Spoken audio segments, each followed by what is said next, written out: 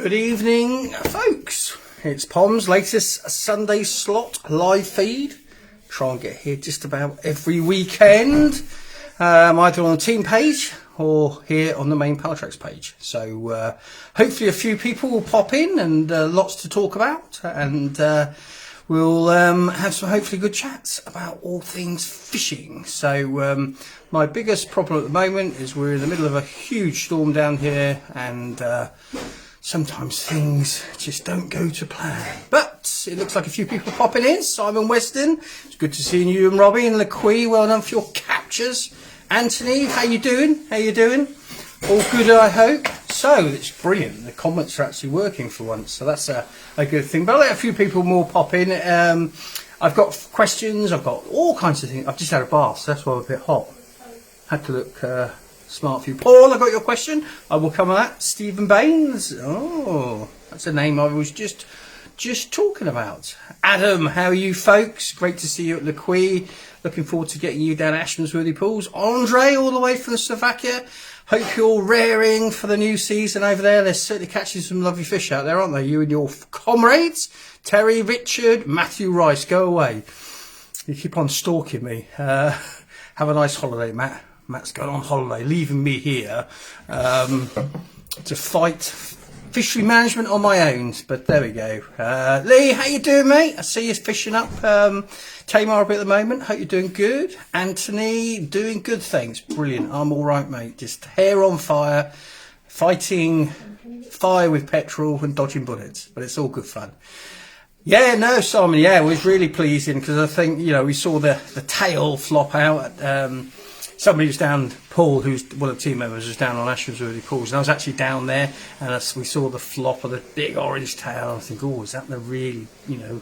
And it wasn't. It was a new one that gone. It was 27. Sue had it last time at 27, and yeah, it's just gone over 30. So it's all interesting. We've been up on Charlie's pool today, looking at some of the small fish, catching some of the small ones at the stockies and some of the bigger ones, and Matt had an absolute stunning. Yes, I haven't had you can't say yes yet because you're sending it to whoever that is to the wrong one.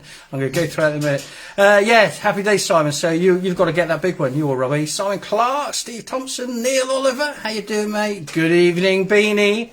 How are you? They need to be filled right to the top. So just get a so one folks. We're trying to get just bring a jug to them. Okay, so that's the tank tests. Little Charlie's looking after me. Ian Ruka.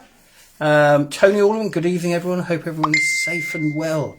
Right, so here we go. We're going to kick off lots of things here, but the first thing I'm going to just do is get a couple of prizes or competition info out of the way. If you aren't a member of Team Pallatrax, it's free to join. It's a massive club, well over 3,000 of us now from all over the world, including people like Andre from Slovakia, the guys out in Canada. We're spreading all over, you know, Top Cat's out in, you know, Jez Hibbard's fishery, all these different fisheries. So it's getting really, really exciting, as you'll probably say. I'm always pretty passionate. Tony Turner, John, how you doing? So going back to the team page, you can join the team. It's free. It's totally, there's no agenda. Obviously we talk a lot about Pallatrax on there. And yeah, it's just nice. We meet people. We just come back from the fishing in LaQuee. Lovely time with some great people. So yeah, have a look at that. All you've got to do is go onto my main website, the main Pallatrax website. You'll see a banner there saying team, and just fill in the application, and hopefully we'll see more members here. But on that note, so I'm just digressing a little bit away because this is particularly for, well, it's for team members. Colin, James, how you doing? Les Bunyan. Andy Hannett, you all right, mate? So yeah, on the main team page, which is that's like our clubhouse, I suppose, for the team, the Facebook page. Very, very, you know, lots of stuff going on there, and one thing and another. So we've got a competition, folks, just for team members. Remember, we've got this. Right, hang on a second. How do I turn around?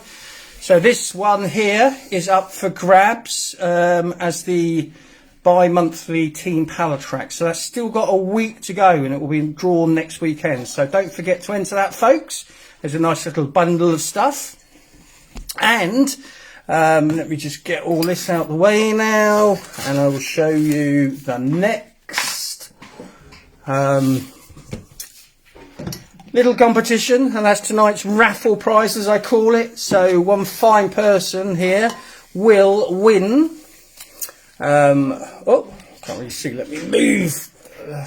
Saving the light. So summer's around the corner, apparently. Not that you'd think it is. Just quickly, if you're going to say yes to the competition, so all you have to do to enter this prize, to win this prize, is say yes, but you have to go onto the Pallatrax messenger page, not the team page, folks. So it's the Pallatrax one this evening. So anyhow, back to the freebie tonight. You've got my favourite go-to hook from any species, barbel, tench, but also I love it on the surface. And with summer, apparently, been awful down here again. I bet it's awful around all the world.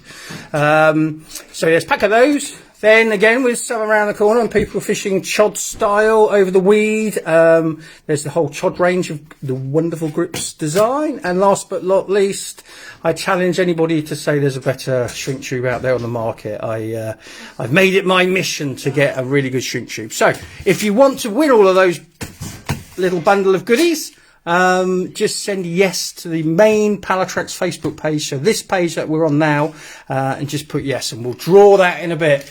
So where are we going? Tony, you can't wait to the yes. Well, Tony, we're going to get you down here. Tony Turner, he came out with a quay with us and actually smashed it out of the park. Let me just come back round. Hang on a second. Yeah, a couple of 47s, the 40, and Steve that was fishing next to him had fish over 40, 59.5 pound cat. Yeah, really good. Lee Kelly, how you doing, mate? All the way from Scousland. Daniel Epton, get the wellies out. Yeah, I tell you what, we've been out there today, mate, but it's just shocking. It's just horrible. Colin, sorry, been 21 degrees over in Suffolk. Yeah, is that sunshine over there, or is it cloudy? What is it really? Because here it's just shocking. I mean, I know from a fishery management point of view, it's great. Hi, Anton. But you know, lots of fresh water, all my springs pushing up, and you know, that's all good stuff. But I don't like. I'm too old to fish out on that. But at any rate, so that was that. Right, there was just one prize. So I'm going to. This is again, unfortunately, folks. You know, there's quite a lot of competitions go on the team page.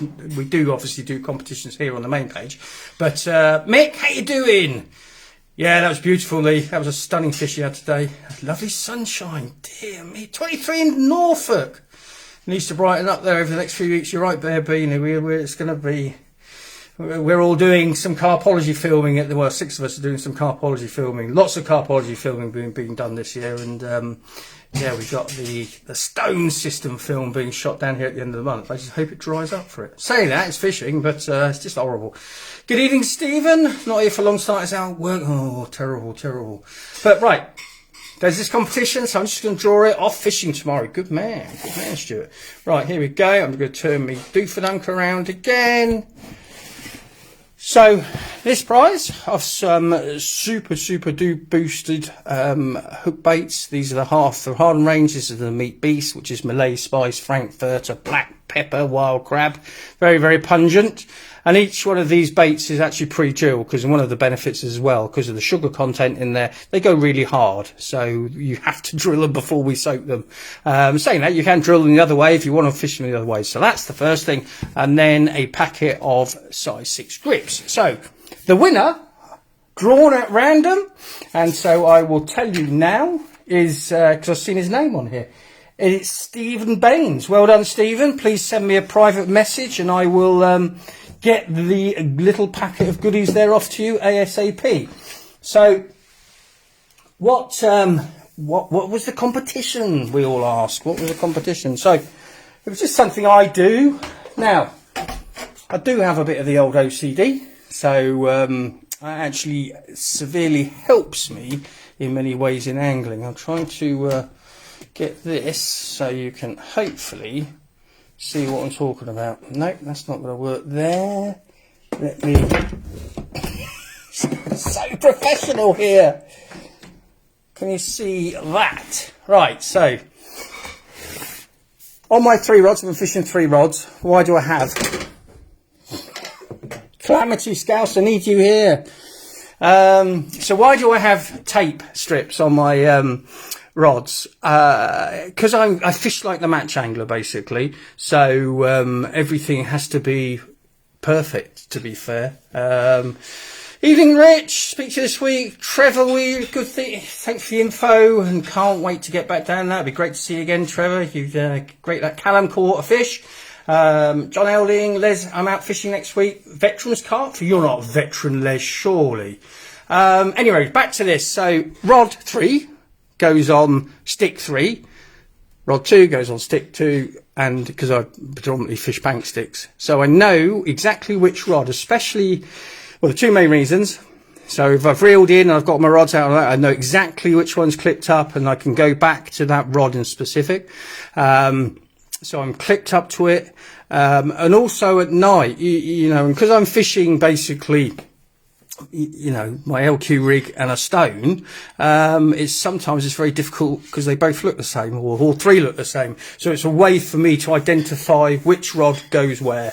So Stephen Baines, you win the prize for that, of guessing that. Lots of you did guess it, and lots of you didn't. But hopefully you'll understand. If you've got any questions about that, just let me know. But it's something that, you know, it's so important of accuracy. If you look at the match angler, how they, you know, they literally are on the spots. They'll be feeding the 16-metre line, the 10-metre line or whatever, and they will be literally putting their pole straight over the top, straight into it. And I want to get as close to my baited area or close to the area I want to fish. And that's just another way of helping it. So hopefully that makes sense. I'm a veteran as well, Paul. Oh, good man. I'm not far behind you, I'm telling you that. Sue, how you doing? Going to call you tomorrow, Sue, if you're about. Robert, how are you and your brother? Hope you've been out there knocking it again. Nice looking reel. Oh yes, well, I am a bit of a Shimano fan, to be fair. But saying that, I did see Sue Graham's new reels when I was in France, and perhaps Santa will bring me those. Anyway, so there you know. That's why things are taped. Everything's taped up, and even my sticks can be taped up. But I just want to make sure I never make a mistake. And it makes life a lot easier, to be fair. You know, especially if it's raining or thrashing with wind or something like that, I just know exactly what I'm doing, where I'm going. Right, so if you've got any questions about that, please do feedback. So the main thing tonight, have I covered everything? So don't forget, if you want to win all these bundles of goodness tonight on tonight's live feed, just send yes to the Pallatrax Facebook page here on Facebook Messenger thing. So right, so the main thing is, Stephen, you've got that. Congratulations. And don't forget, team members, there's another competition, the major competition running. So the first thing I'm going to do, lots of questions coming in. I just had to cherry pick a couple this evening because I do really want to get into the bones of what the 6 mix is all about and how to get better at it. So Paul Bilcott, when fishing near an island that you know has a sloping bank, where would you fish on it? As the TV shows say, top, middle or bottom. No worries, Stephen. Congratulations. Paul, all I would say is whenever I go fishing, whatever I swim, and it all depends again, it's all in the prep, it's all in the pre-work. I see this a lot happening on a lake where people are casting to a bank, so I'm just going to clear that one out. And I would always say, if you're going to fish to the far bank, why don't you walk around there and fish, and much better bite detection, much better bait placement, things like that. But obviously, if you're fishing out to an island, you can't really do that. So all I would ever say with fish is you need to be where the fish are. And sometimes that is, is it just normal or? It's normal Coke. My wife treated me to my cheeky little Sunday night rum. So 1 second. Thanks, Tins. Cool. That's a bit of a kick to that. Yes, a few of us veterans. Yeah, you're right there. So, it's such a. This is what we've got to be very careful of. Not to make assumptions, too many assumptions. I see a lot of assumptions being made. In reality, you'll only ever catch a fish, won't you, if it's there next to your hook and actually inhales your hook. You won't catch them else. So, obviously, if you're fishing a sloping bank, depending on the gradient, you'll come from probably shallow water. You don't really get lakes like that. Their banks are like that, and the reason you don't is because wind will erode, and you'll end up with big undercuts than the bank. So when we build lakes, they've got like a gradient of whatever that gradient might be. If you're going to fish the top of the gradient, you're obviously going to need a heavier weight to keep it in place. And if you're fishing the bottom, obviously you won't need a heavier weight. The way I fish, obviously, because I'm fishing very small stones and running. But it's really, honestly, Paul, it's really where the fish are. And so how can you tell? So obviously fish will show, tench will show, carp will show, fish show. The other thing is, that's why I've always got a pair of binos. If I'm looking at a spot where I'm fishing, I'm always looking to see if there's any bubbles, any signs of, signs of fish, and that's where I'll fish to. So if the fish are off and they're at the bottom of the gradient and they're fizzing up and things like that, you want to be there. But obviously if they're showing right up tight to the island, you need to be at the top. And it is really that, it's trying to get that placement exact as you can, especially if you're pre-baiting or putting, spomming out or something like that. Would Pallatrax consider a fishing meeting? Why not? Why not? Send me or Sue your answer, John. We're all up for a bit of fun and anything we can do. And though me and Sue probably won't make it from the veterans' point of view, well, I might. So where are we going? Next question. So hopefully, Paul, that makes sense. No things is it, but you're either serving or a veteran. There we go. Ex-forces. I'm ex-police, so does that I'm still not perhaps old enough. Okay, Paul. Hopefully that answers your question. I'm up for that. I thought you would be there, so you're really not that old. Dave, how you doing? So, Barry Chapman, while using pellet in with boilies and hemp, does it stay okay, or does it curdle? This goes back again, doesn't it? It's all about the ingredients. So what is that pellet made of? What are those boilies made of? We know what hemp's made of. Hemp's made of hemp, and you just need to make sure a lot of people, there's a lot of talk about hemp looking like snails and things like that. I think you'll find the reason the fish love hemp is because the omega oils in it is really, really, they're attracted to that. So, hi Dan, hope you're well, mate. Hope the ears aren't causing you too many problems. So anyhow, so we know what the hemp is, but when we look at boilies and when we look at, we need to look at each individual kind of ingredient to see what it does within the water conditions on the day. And it's the same with pellet. A lot of people, I've seen people even use things like pig pellet, chicken pellet. Well, you certainly don't want to do it. But what I use a lot of pellet, because if you look at and study fish farming pellet, it's such a great food source because it's actually designed. Anthony, how you doing? Trevor, no worries. What we need to make sure is that when you're looking at bait, okay, so bang on about it, you need it to have that food value, or it then just becomes a lure. If it's not food, it's a lure. It just happens to be made out of a softer material than, say, plastic. If it's got no food value, it's no food. And tests have been done on that, where fish have been eating, and don't get me wrong, there's some great bait companies out there, been eating some poor quality baits, and they die. And do you know what they die of? They die of starvation because they're eating it, but there's no food content. Hi Matt, how you doing? Great to see you. Lovely tents you've had there as well.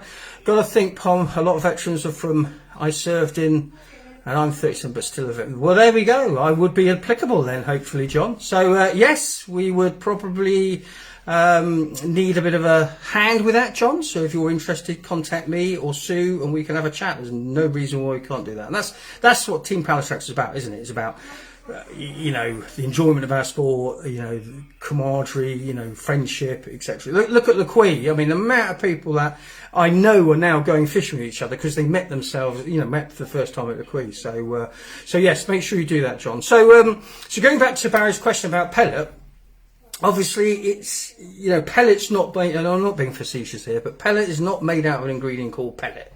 It's made out of different ingredients. And why I like fishing with fish farming pellets, it's a huge, massive international industry, fish farming. And obviously the manufacturers of the pellet, they have to produce something that is healthy for the fish to grow.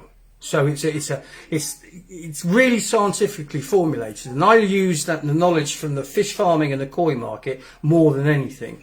So if you're using a pellet and it's a good quality pellet like that, you know it's designed. So do think about pellet is not made from an ingredient called pellet. So in this case, Barry, obviously is dependent on it is dependent on the pellet and also the boilies and again the ingredients that they're made of. So but will it curdle? Again, I mean, I use a lot of pellet in with it, especially with my spalm in my sick mix, all these kind of things. So I know that's kind of doesn't really answer your question, but it's very difficult without actually testing what pellets you're using, because it's the word pellet doesn't mean an awful lot other than actually it's pellet shaped.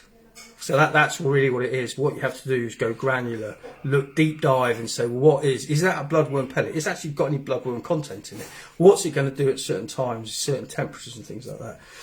So hopefully that helps. But again, I'm just reinforcing that it is very, very much about the ingredients on everything we do. And it's one of my areas I bang on about, because as I say, as a fish owner myself, I don't want ingredients going in there. That's not going to be good.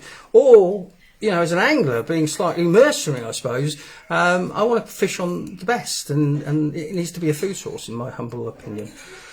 What's Steve's saying? I'm 66, Les. We most have been at the same time. Tom, how you doing? Hope you're all well. Oh, it said Seymour.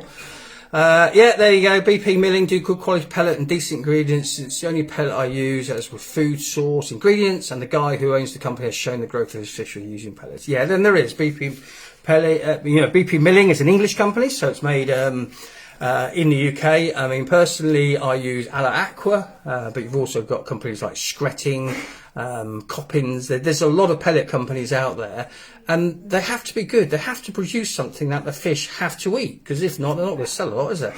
So just a quick, don't forget, we've got the live feed raffle bobbling along.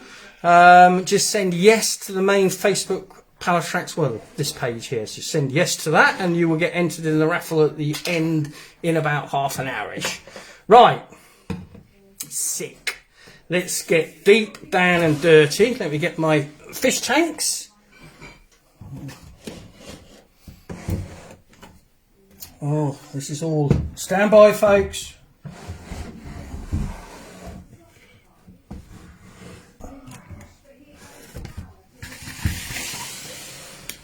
Oh, right, back in. Right, so what I'm going to show you is what I think is one of my biggest kind of advantages, I suppose. Of course, I own a bait company, so I don't dispute that.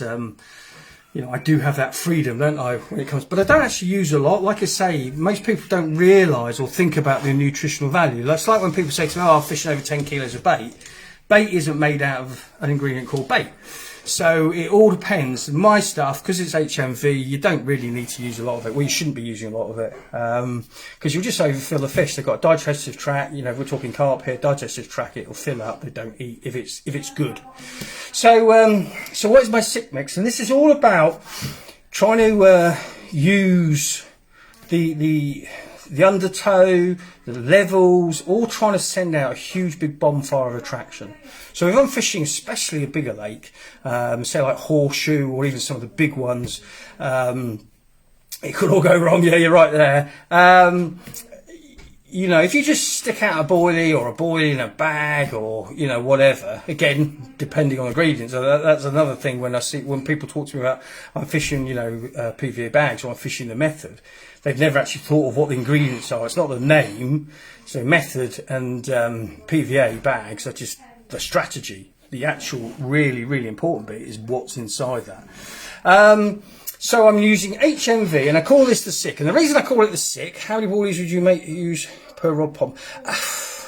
I say I'm again all match orientated. So if I'm fishing these massive lakes, like I've been to like Vinkaveen, wherever, even the Quay, reasonably big lakes.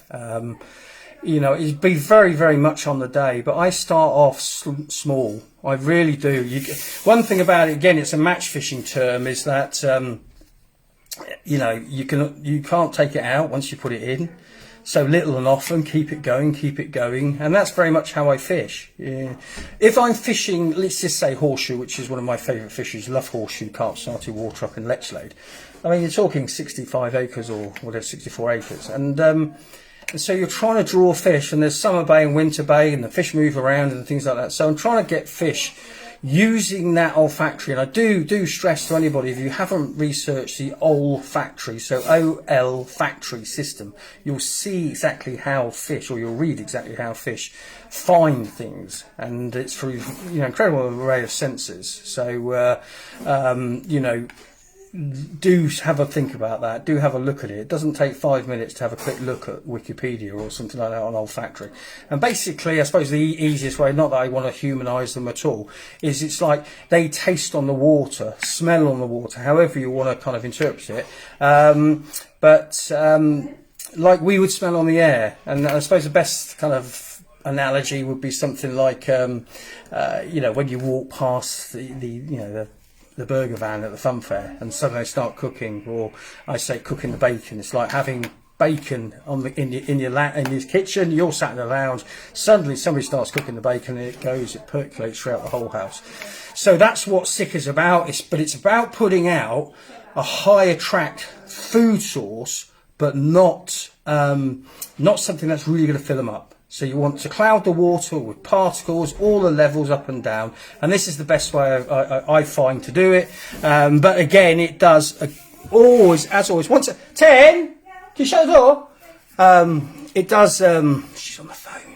Oh, you've not missed much, Beanie. So honestly, sorry, Richard, I hope that makes sense. It's very much on the day, very much like I've got my 3 main base mixes. I've got Crave, which is the fish meal base. I've got Multi-Worm, which is a hybrid fish meal yellow seed. And then I've got the yellow seed milk protein, which is jungle. So each of those react differently. And that's how kind of granular I've gone into it. So, one will be of a higher nutritional value than the other. So you've got to be very aware of it. But people put a lot of stuff, because I can't call it food, it's stuff. Now, if it's food, you need to be very careful, obviously, not to put too much in. If it's no food content, well, you'll just catch them like you're fishing a lure. And we all know lures are a lot less effective than the real thing. Now, obviously, above a lure would be a HMV bait, and above that is what unfortunately we can't catch fish on, especially the fish we tend to be aiming for, is the naturals. And if you look at it, it's 4,007, sounds sad, doesn't it? 4,007 different species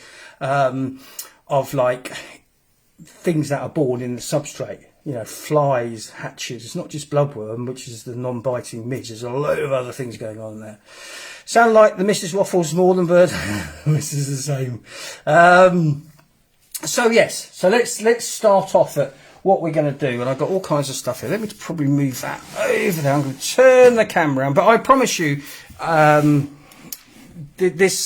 had some really big hits of fish, and when I've not done it, I've definitely, and it's probably more than anything through laziness, to be quite honest. It's not like I can't go and do it, or time, or I'm not fishing enough. So let me get my makings, what I'm going to need for a normal sick mix, and then we can talk about how I make it up, and also how I make my sick bomb, which goes into a spom. So let's turn it around, folks. If you've got any questions, just please hold on, because I'll only get confused. I can't even find the turnaround button again. There we go. Right. So got a mixing bowl here. My spom, which I think is a brilliant invention compared to the spob. I've got here, this is Multi-Worm. That's Multi-Worm. That's been, hopefully you can see this, folks. So there we go. So that's my Multi-Worm, and that's been basically soaking now for 48 hours. And the reason I'm soaking that is because I want to. One of the reasons I believe soaked hook baits works. I mean, these are still relatively firm, so you can still fish on them. But the thing is, I can always also do that, and I'm going to crumble it up, and that's how I make the sick. So I get my baits, and I just literally crumb it all up, and then that will be the start point of what I'm going to do. So I have like Blue Peter, This is some I made earlier because Matt wouldn't help me, so I had to do it myself. So that is basically multi-worm, which is scrunged. So if we go, I'll try and put some on my hands. You can see it's actually chunks. All right, it's oh, bags falling over. That's about powerful calls. So it's actually chunks. So there's reasonable sized bits in there, but loads of like little bits. And so the first tank will show you, because that is the main component. So if it's a jungle or a crave or whatever, that I need to break those baits down and bake them down kind of naturally and make them that much softer. Let me stick that over there. So stand by, folks. Get all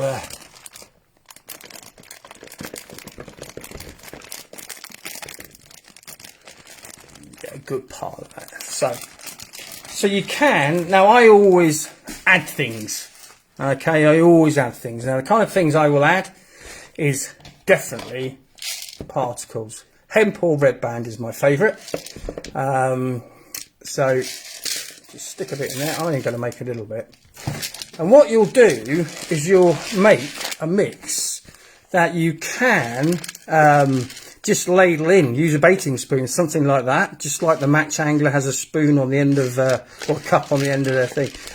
And when you're spomming this, which is, I like to spom it in this kind of way, if I'm really trying to cloud, because let's see, hopefully this will work. So if I just kind of drop this in, so this is how it would fall. And what you're going to do is you're going to get that all up and down. So you'll get particles moving all up and down. You'll just cloud the water and you're leaving obviously enough food. And if you want to make it even finer, so there's less substantial pieces. And then the idea obviously is to fish your bait in amongst the sick, big pile of sick. So that's the first thing I do. So like I say, you can make it as sloppy as you want. I normally try, well, I'll show you exactly how I fish, and because I've got fed up with getting mucky over the years, I make this now into a bit of a sloppy mess, first of all. So I want to use this water that they've all been soaking, and this water, you'll see the stuff coming out, and so it's really good stuff to make your method mix up and things like this. So I want to make this over wet, okay, because the wetter it is, and like I say, if you want to make it even finer, because you don't want to feed those fish up. But then Pom's favourite, the old Daphnia maggot crush.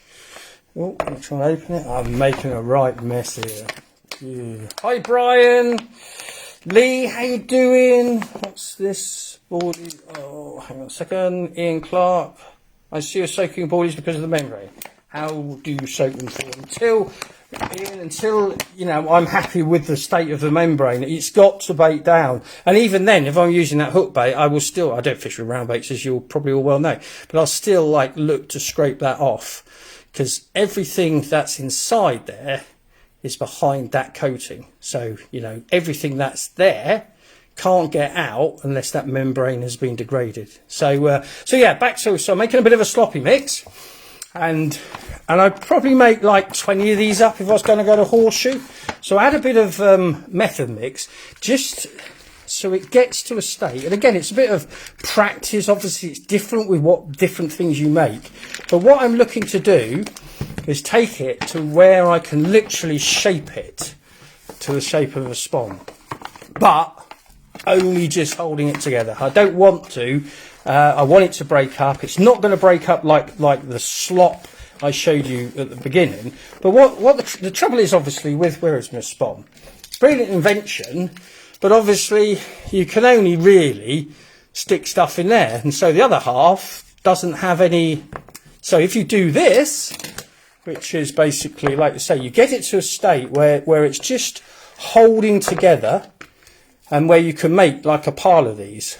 Okay, and you shape it out exactly like you would the shape of the inside of a spawn, and therefore I know, and obviously I can make that better just for the sake of this demo, but I'm now knowing I'm actually putting more out, and I'm actually putting, when I get this exactly right and I make up to it, it's so easy to put out. The only thing is you need to make it as sloppy as possible, because if I show you, move that over there, it won't give the same effect, because obviously the spom hits and this will drop out, and it won't give the same effect. So what I tend to do is I tend to fill this up also with gamma shrimp, so it will then break up. So I'm heavy on the gamma shrimp, lots of oil content, but it won't do what I really want it to do. Okay, but it's a great way of getting whatever bait out. Because it's so sloppy, it will break down relatively quickly, and say it'll break down even quicker if you stick some gamma shrimp in there, or even some dog biscuit. You know, it will definitely. Where's my bowl? I'll try and wash my hands. And again, but what I can only say is it's all down to those ingredients. And this is not a Yahoo for Pallatrax. I mean, obviously I do what I do for, you know, the sport, the angler, the environment, and there's plenty of good bait companies out there. But what you need to make sure is you really need to be able to drill down. So anyhow, so Ian, yeah, just soak it down. If you want to break it down quicker, just use hot water. I mean, that will really, it's like with pellet. If you put pellet in cold water, whatever that pellet might be, trout pellet will take even longer to break down because of the oil content, but it's all about breaking down. The reason these pellets are, you know, the ones with the holes in them, that's got nothing to do with fishing. That's to do with breakdown rate for fish like halibut and things like that. So you've got a hole through the centre so the water can ingress and it's coming in through the outside, if that makes sense. So sorry, in from the outside in, and then breaking it down. So so yeah, and I like to get it so it's easy to squash. But I would still, like I say, if I'm fishing short sessions and I'm not expecting that to be like out there for ages, you know, you just get something that is, well, I can't show you very well on this angle, but as long as it's food, you know, I say. No disrespect, where's this? I saw that. Anthony. So I'll ask you a question here, and I'm not trying to be in any way, because I say we can only learn if we discuss, and we're not, you know, rude or anything like that. We're supportive and helpful. When you made a statement there, and I'm not saying there's anything wrong with it, I use around 2 kilos of boilies and 20 kilos of pellet for the whole of last year. That's how much I give freebies out. Well, like I say, I don't work like that, but obviously I'm not as restricted. You know, that's the unfair. Though I don't use loads of bait, I suppose that's the unfair advantage. I can go and pinch it out of the workshop or wherever. But what is that 2 kilos made of, and what is that 20 kilos made of? And those are the things we really need to start deep diving into. Because if you're being sold something that shouldn't, you know, it's no good for you, you know, it doesn't attract fish, it doesn't feed fish, and potentially it has an issue with the environment, especially water quality, which is right up there for us fishery owners. So so that's the question I'd ask you. And also I would say, obviously you said last year, you know, how many times did you go last year and all those kind of things, you know, that with where I fish, you know, that would be a very small amount in a season, but each to their own. And like I say, if you're working, you're enjoying it, but all I would say is make sure that whatever you've got has got a food value and a nutritional value, because how can you expect a fish just to eat? So let me try and get this across. If that's just a boilie, and boilie isn't made out of ingredients called boilie. As people know, you know, ingredients pie isn't made out of an ingredient called pie.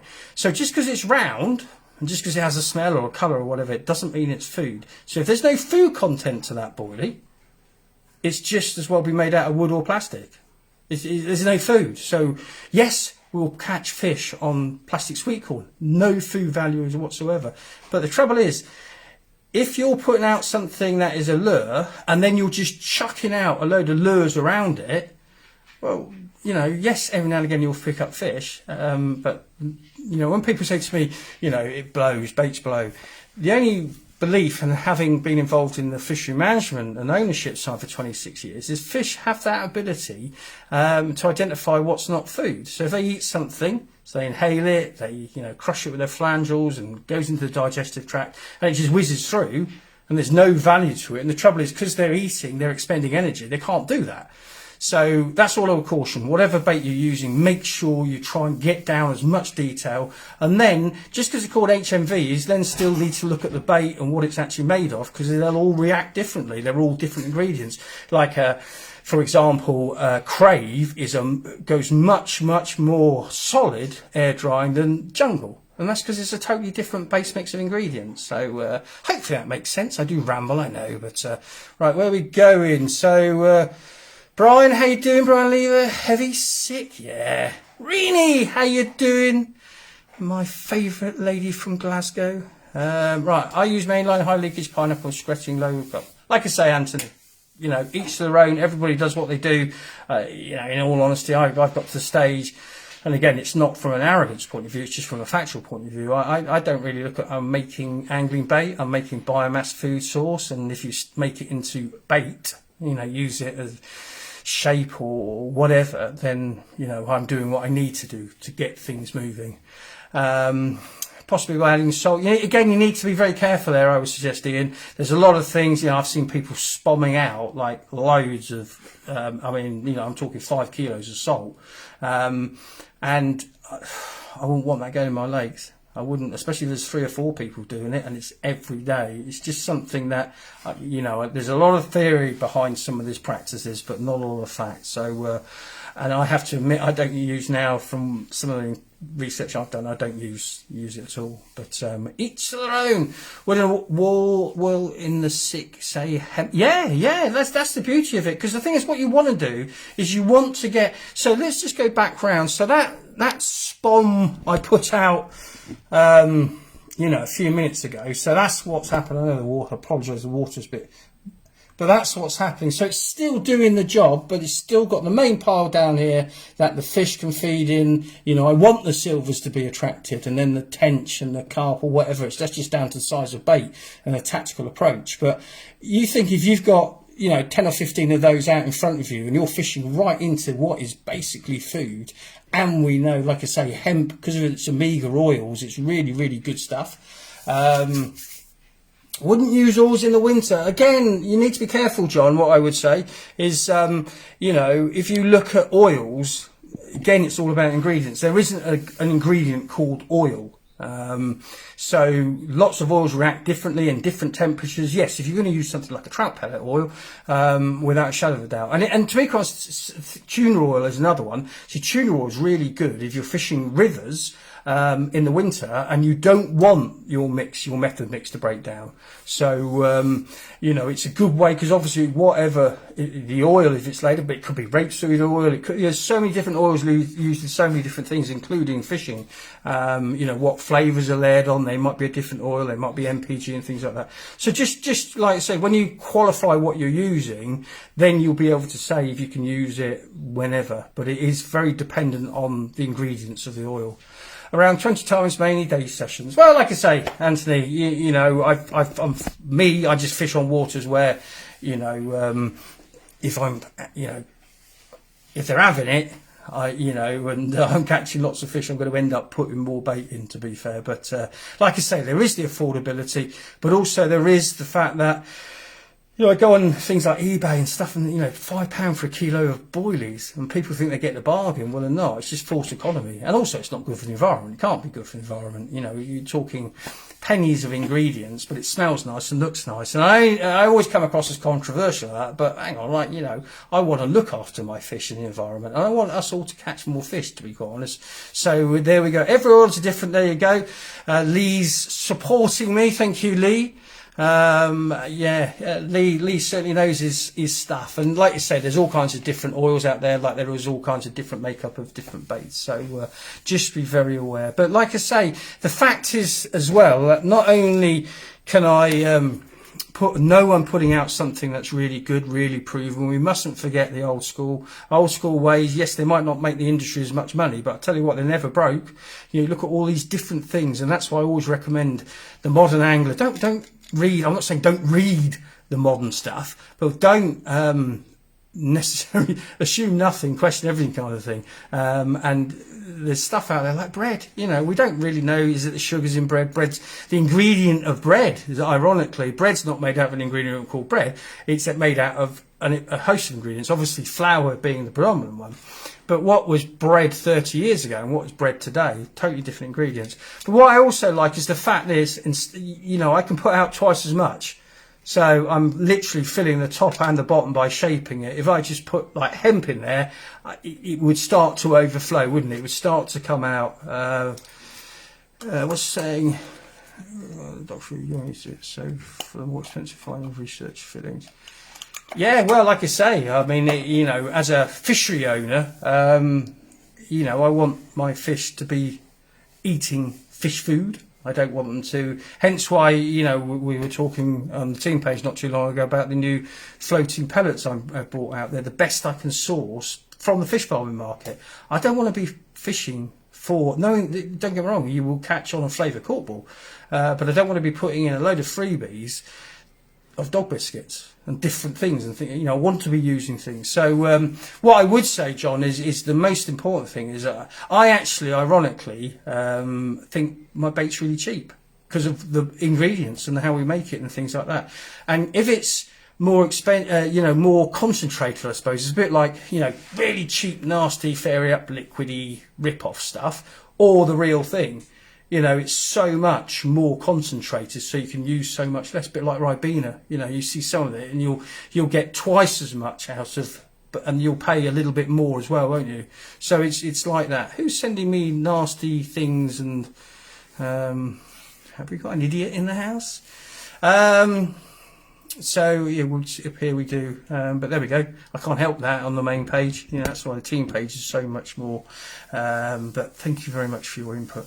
Most boilies are around the same price a kilo. Surely looking at the ingredients is so important, and it is, Beanie. And I had a massive fish kill at my first lakes, and you know, the suspect was all of these different baits, and it was literally the good, the bad, and the ugly. And then I started researching it, finding out what stuff's made of, you know, it's, yeah, I was thrown in literally 100 kilos a week across the complex, and no wonder I caused water quality problems. What's James saying? This is where a lot of oh, hang on a second. Bit weird that the fishing bait industry isn't held to the same standards as put forward. Well, totally with you, James. I mean, and it is. All fishing bait companies should be animal feed registered. We have been for donkeys, and we've always, obviously, you know, with no flippancy, I have to look after my water quality and my fish before anything else. And I think we should be seriously regulated, because it's like, if you look at the aquatic market, you're talking, you know, enclosed ponds or fish tanks and things like that. Where we're talking into our water system. So not only does it become a drinking water, but it's also, you know, look at some of these pollution issues we're seeing, terrible pollution issues by these huge water companies all over money. You know, we shouldn't be using things that are going to pollute. And where are we going? I need to look at, yeah, so John Beanie, I think I've got that. Mate of mine started soaking sweet corn and then dehydrating it. It rehydrates in the columns. What are your thoughts?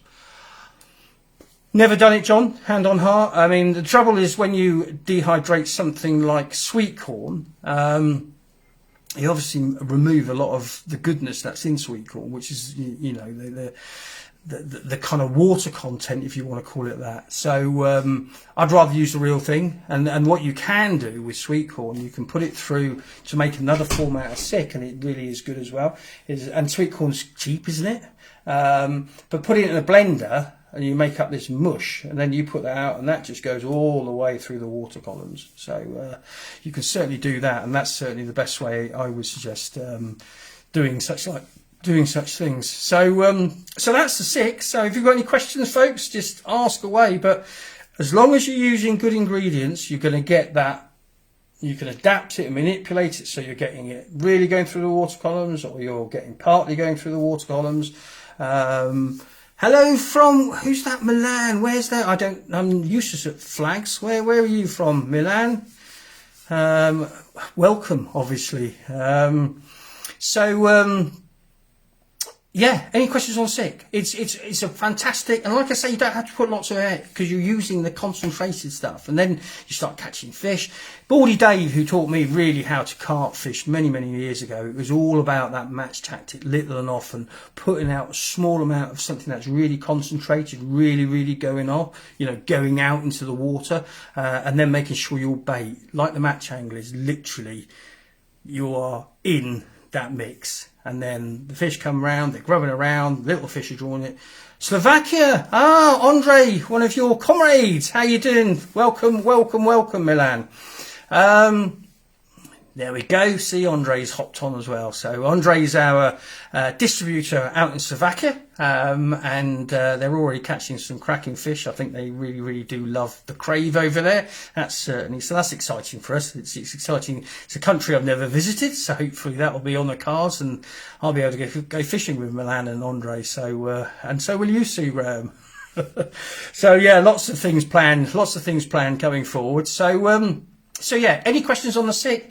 Warts and all, you'll never ever, one of the things is you'll never ever get the idiot factor on here because we showed them up so quickly. We're not interested in them.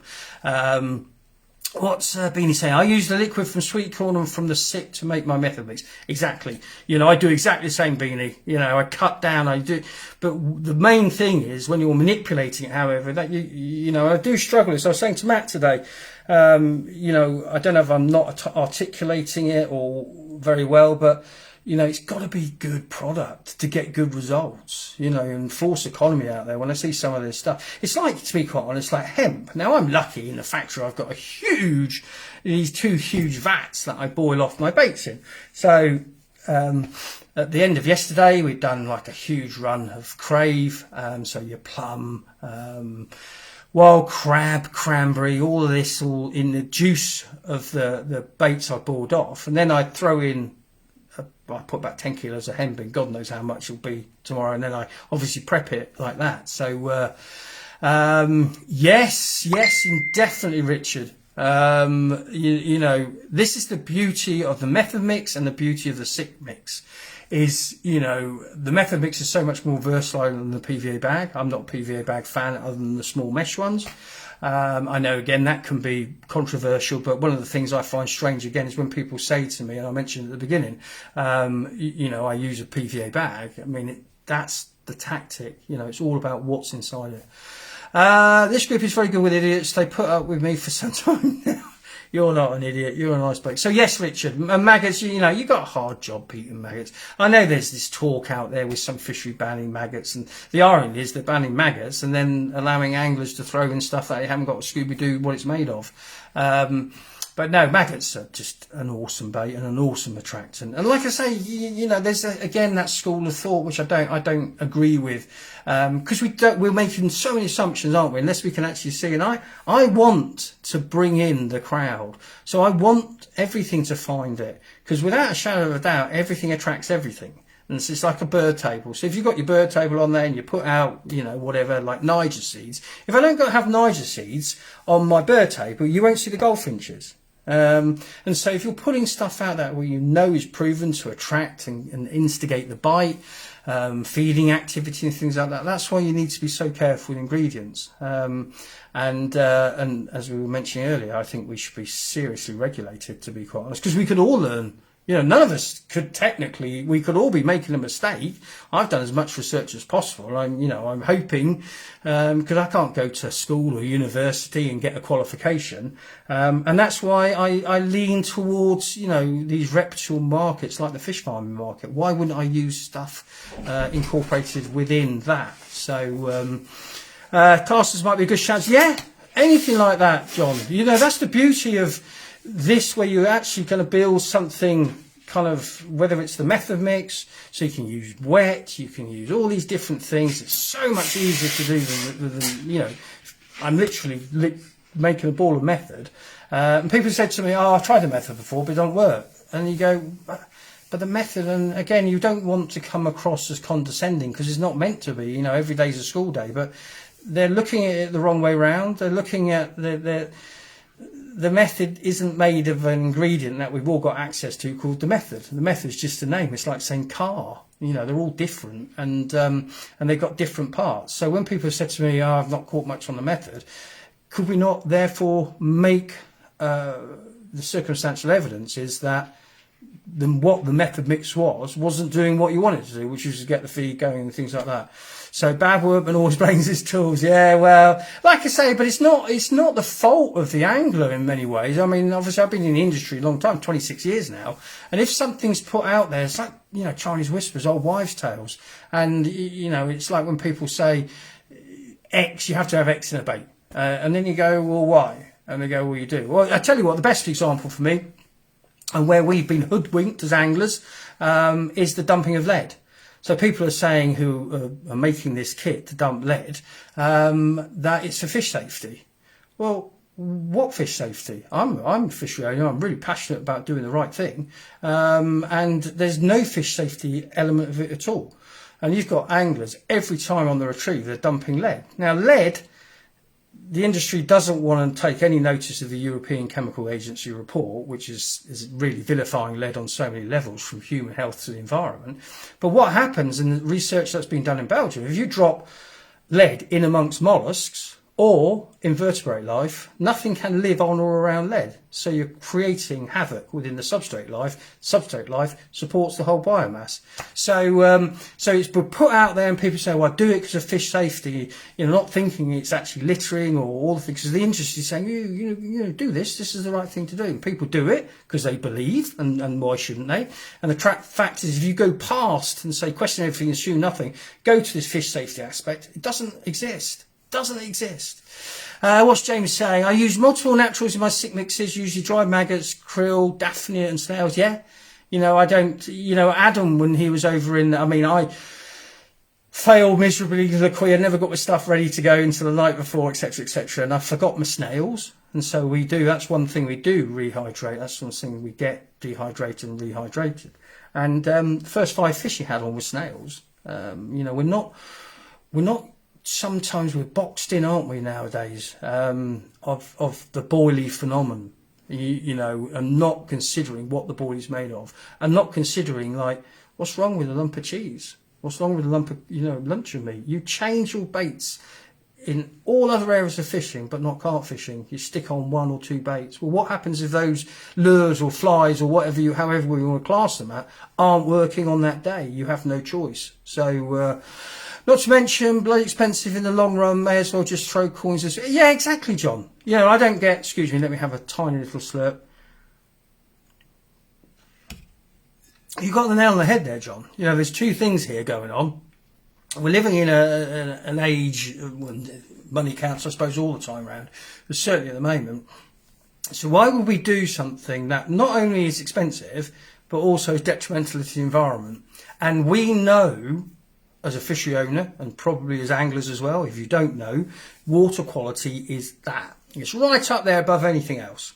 And if you spoil your water quality through, you know, the myriad of ways it can happen, especially through rotting non-food source baits, and it really impacts on the environment. And so when you start looking at all these things we shouldn't be doing, and it's costing us a fortune as well. Now, me, cynical Simon as they call me, would it be fair to assume, so I'm in danger of being wrong, but having owned 2 tackle shops and been in this industry for a long time, would it be fair to assume if I told you every time you went fishing you should drop a lead, you'll have to buy more leads, won't you?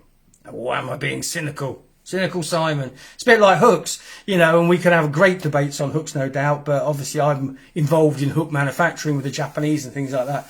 You know, I don't believe that we should have hooks that have gone past the point of perfection. So you know, people are sharpening them to be so sharp, far too sharp. So the points are just bigging over. What's Andy saying, John? I feel like I've lost an arm when losing lead stones. You made the drop. Yeah, exactly. Well, I remember as a kid, I was brought up fishing on the Trent, and if a float pinged off, you were You were going down, weren't you? You were on your push bike, following it, trying to get it back, reaching out over trees. And then for the industry to say, oh, just throw away 3, 4, 5 ounces, especially with the bolt rig effect, which again is something that's a niche tactic where it's kind of gone mainstream now. We talk about it a lot down here at Ashmansworthy Pools, how far better our bite detection is on running, old school. So yeah, I think we do need to, or I certainly live by that that saying, question everything, assume nothing, because there's a lot of stuff out there that's put out there which doesn't make any sense, especially when you start researching. Why would I want to fish on a bait being totally focused on catching fish? That is got no food value. I've never dropped any leads or stones, that's a scam. Exactly, because it'd be easy for me to say, oh, don't drop leads because they're toxic, drop stones because they're non-toxic. No. I mean, I tell you what, this is my theory, and you can shoot me down in flames, or you can think about it, or whatever, but the trouble is as well, this is an angling tactical approach. If you drop your weight, okay, so you're playing fish at distance, you drop your weight, and there's a long distance between you and the fish. So a long line, that's stretching, that's doing anything, the fish can shoot forward and create slack line and things like that. The one thing the weight does is hold the hook, holds basically the hook link in place, holds the hook. So as soon as you drop that and you get slack line, don't you then open yourself up to losing that fish, bumping that fish, because the hook starts to come out and all this kind of stuff, even damaging fish. So the good thing about a weight is it will literally hold in. And there's all this rubbish they bring out, and I've seen things like, oh, you've got to do it because the lead will hit the face of the fish, and things like, no, it's all assumption, it's not true.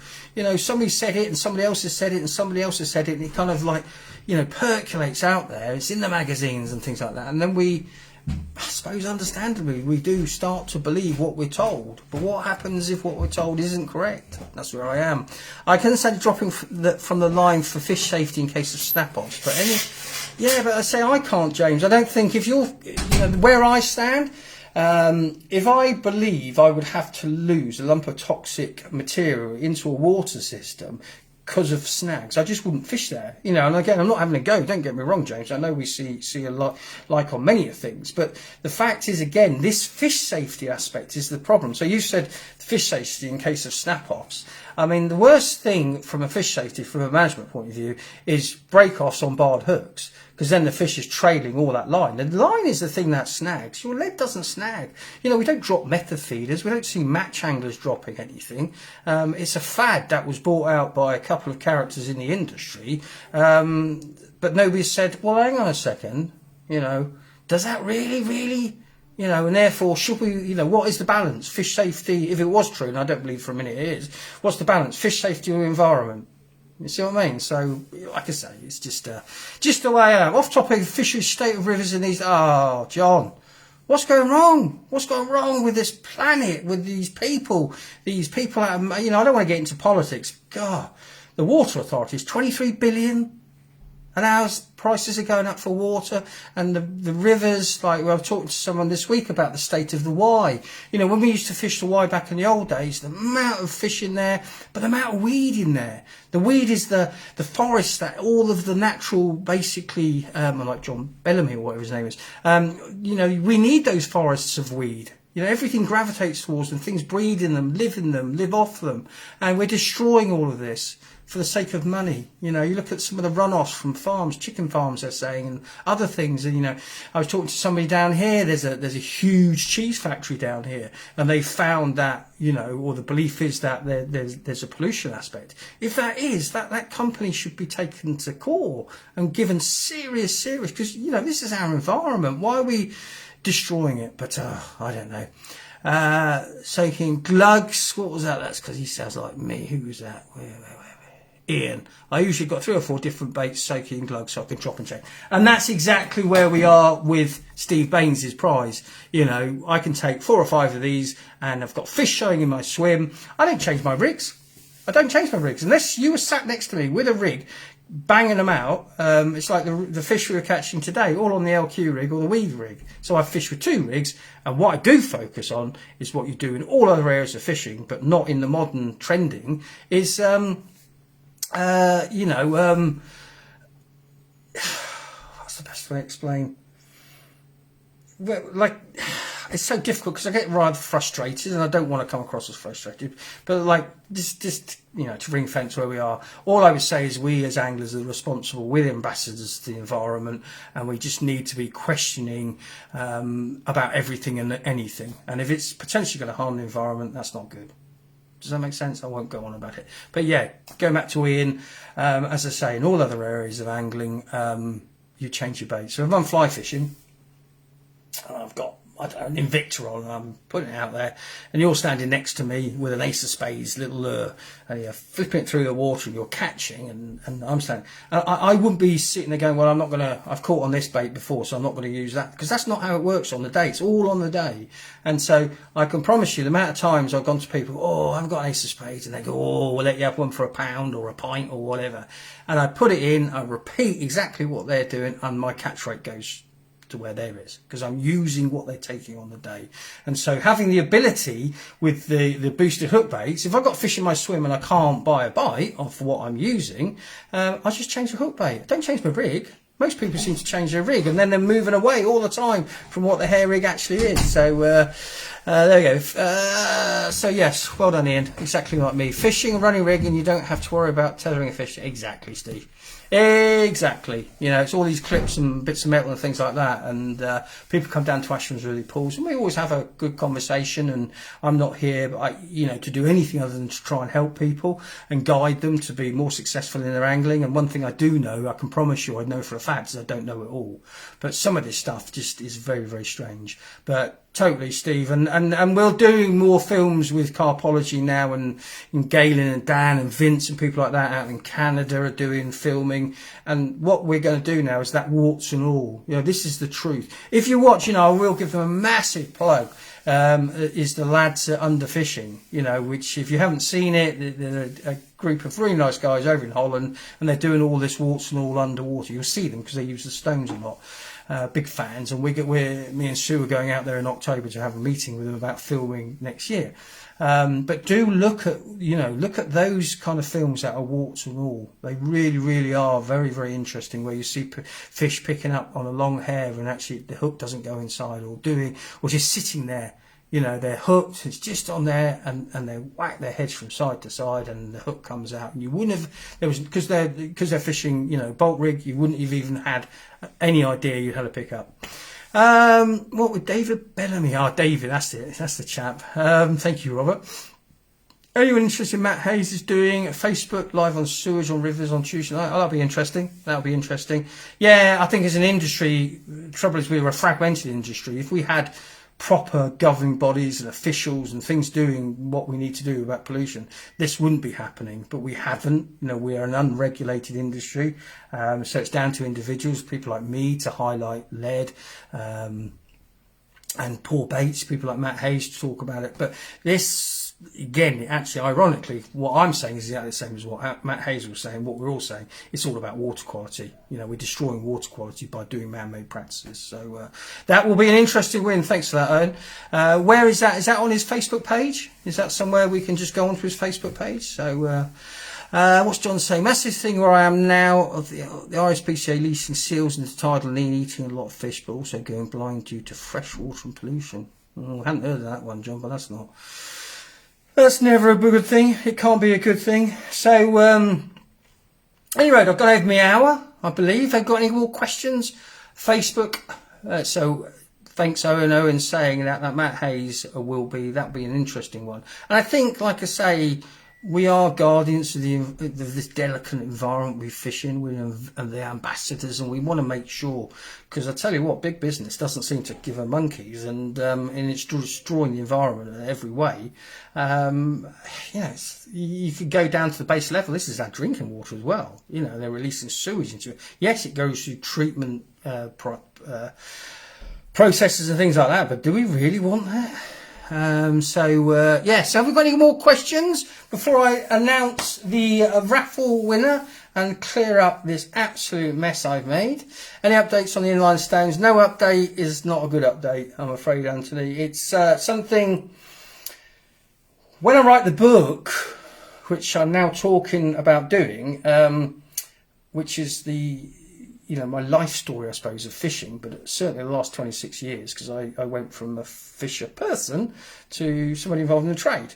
And I've seen, so many different things, some good, some very, very bad. No, don't worry, Les, I won't forget it. It's sat there, Tinny's drawn it, it's here, but I'm not going to tell you who it is until I'm ready. I won't be wrong, Les, don't be. So, when you're making products like stones, there is a huge handmade element. Now, if I said to people, I'm basically making stones at cost because I'm so passionate, I believe in it, it's not some huge money maker. People go, you're not in business, you don't do business like that. So what I would say is that's the truth. These aren't some huge money spinning thing. They're very, very difficult to make. There's a lot of handmade element into it. And when we've come to the inline stones, to do what I want to do with the inline stones, we're still not there yet. I'm changing things. It's really difficult. But unfortunately, at the moment, don't forget, you don't sound like Lee. Lee will never win. No, Lee's won before, I think. So, yeah. Shall we have the raffle? So, yeah. Inline stones, one day, Anthony. Fortunately, I don't want to sound, but I've got quite a lot. I stashed them in the old days. But, yeah, lots of us like to fish in lines. To be fair, I look at it two ways. Inline has got its purposes, but in all honesty, a weight's a weight. So, could make your own with a 2.5 dry and PVA stems. There you go, John. Get drilling, folks. Lee Kelly is not the winner. Right, so last but not least, so thanks ever so much for so many of you keeping me company. Hopefully there's a few gems in there. Don't forget, this is, again, from the heart. It's covered in sick, that one is. But if you haven't joined Team Pallatrax, do have a look at it. There's loads of benefits from fishings. I mean, we've got another fishing, which we've still got places on, to Thailand. The wonderful top cats. We've got all kinds of fishings going on. The Y, one thing another.